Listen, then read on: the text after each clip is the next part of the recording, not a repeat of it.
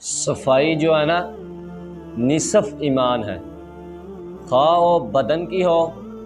خواہ وہ کپڑوں کی ہو، خواہ وہ مسجد کی ہو، خواہ وہ گھر کی ہو، خواہ وہ گلی محلے کی ہو، خواہ وہ راستے کی ہو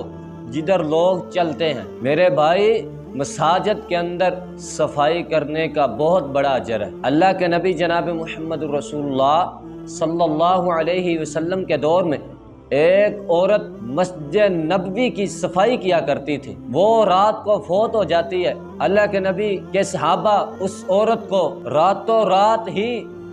دفنا آتے ہیں، اس کا جنازہ پڑھتے ہیں، اسے دفن کراتے ہیں۔ اللہ کے نبی جناب محمد رسول اللہ صلی اللہ علیہ وسلم صبح ہوئی، اللہ کے نبی نے پوچھا صحابہ، میں نے عورت کو نہیں دیکھا جو صفائی کرنے آتی ہے، وہ کہاں گئی؟ صحابہ کرام رضوان اللہ اجمعین نے بتایا، پیارے پیغمبر جی،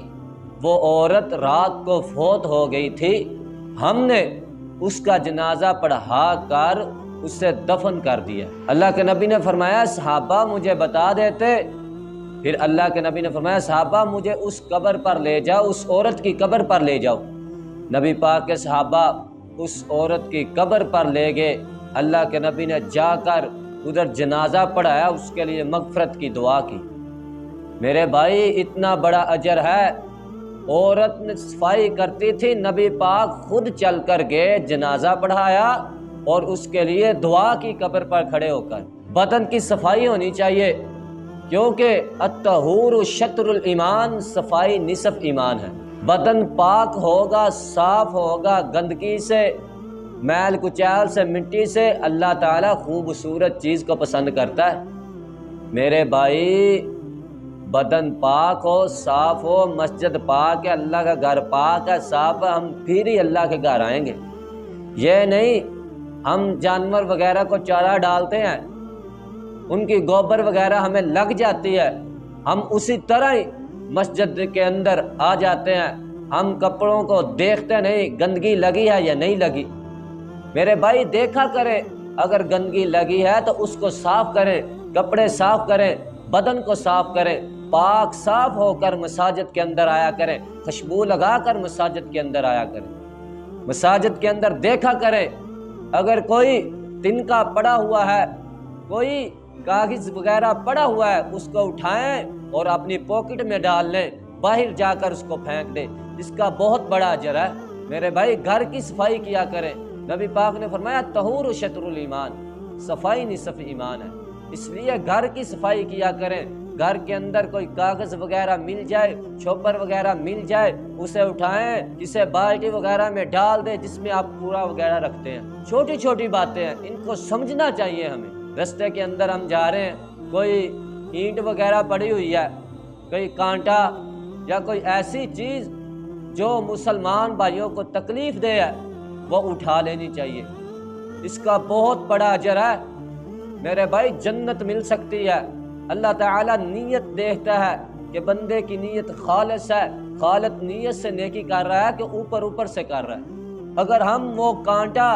وہ اینٹ، وہ تکلیف دہ چیز مسلمان بھائی کی وجہ سے اٹھا رہے ہیں، یار میرے دوسرے مسلمان بھائی کو تکلیف نہ ہو، اس سے وہ نیت خالص نیت سے اٹھائی جائے گی تو اللہ تعالیٰ ہمیں معاف کر دے گا، ہمیں جنت کا داخلہ دے گا۔ اللہ کے نبی جناب محمد رسول اللہ صلی اللہ علیہ وسلم نے فرمایا، ایک شخص جا رہا تھا، اس نے راستے میں دیکھا ایک کانٹے دار درخت ہے اور اس کی ایک شاخ جو ہے، وہ جو رستہ گزر رہا ہے اس کے اوپر ہے، وہ جو شاخ ہے اس کو اتار دیا، اتار کر سائڈ پہ کر دیا۔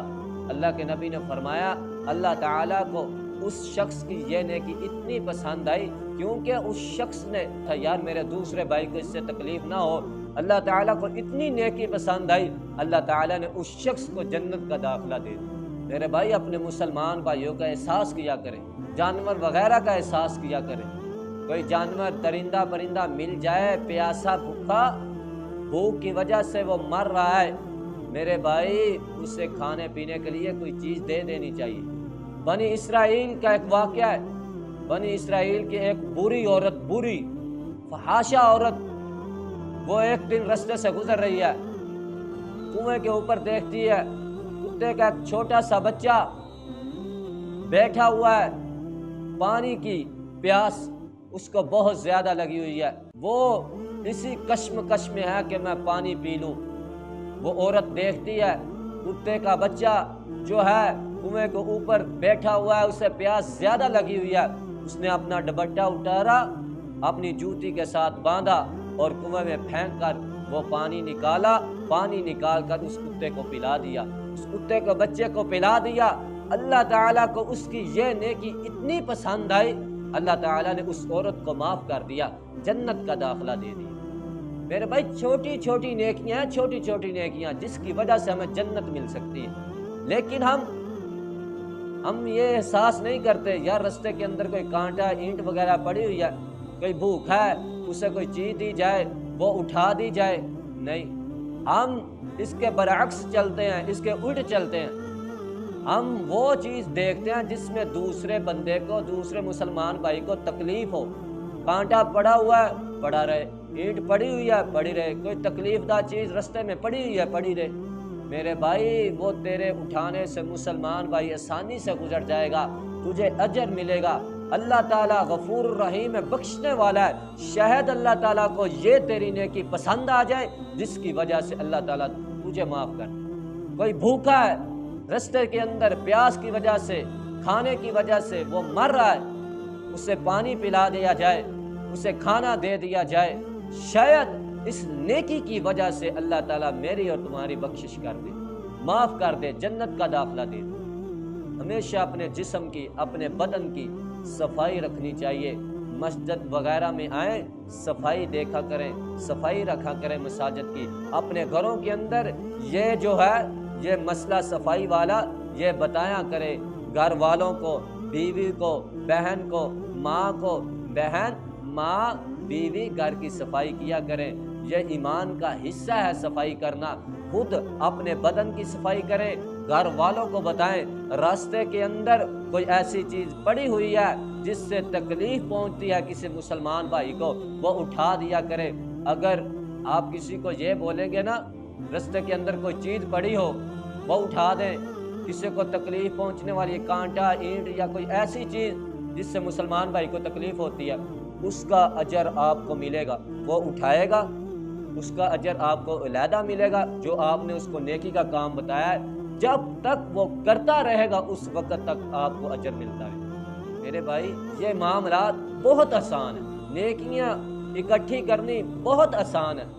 لیکن ہم یہ کام کرتے نہیں، ہم دنیا داری میں مگن ہو چکے ہیں، مصروف ہو چکے ہیں، ہمیں اپنے بھائیوں کا احساس نہیں، اپنے رشتہ داروں کا احساس نہیں، کوئی بھوکا مرتا ہے مر جائے، کوئی بھائی بھوکا رہتا رہ جائے، کوئی ہمسایہ بھوکا رہتا رہ جائے، ہم ان کا احساس نہیں کرتے، ہم صرف مال روپے پیسوں کو پیچھے لگے ہوئے ہیں، جدھر سے بھی آ جائے، خواہ حلال ہو خواہ حرام ہو، آنے چاہیے، کسی طریقے سے بھی آ جائے۔ میرے بھائی چھوٹی چھوٹی باتیں ان کو دیکھا کریں، نبی پاک نے ہم کو بات بتائی ہے اس پر عمل کیا کریں، جس بات سے نبی پاک نے ہمیں منع کیا اس سے روکا کریں، حرام کی کمائی کا کوئی بھی لقمہ ہمارے پیٹ میں نہیں جانا چاہیے،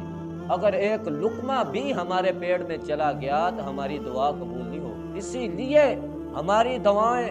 رد کر دی جاتی ہیں، ہماری دعائیں قبول ہی نہیں ہوتی، کیونکہ ہم دنیا داری میں مگن ہو چکے ہیں، مصروف ہو چکے ہیں، کھانے والی چیزیں جو ہیں اس میں ہیرا پھیری کرنے لگ پڑے۔ میرے بھائی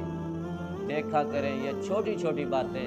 اللہ تعالیٰ ہمیں ان باتوں کو سمجھ کر ان پر عمل کرنے کی توفیق عطا فرمائے، اللہ تعالیٰ ہم سب کو معاف فرمائے اور ہمارا ٹھکانہ جنت الفردوس میں بنائے، آمین۔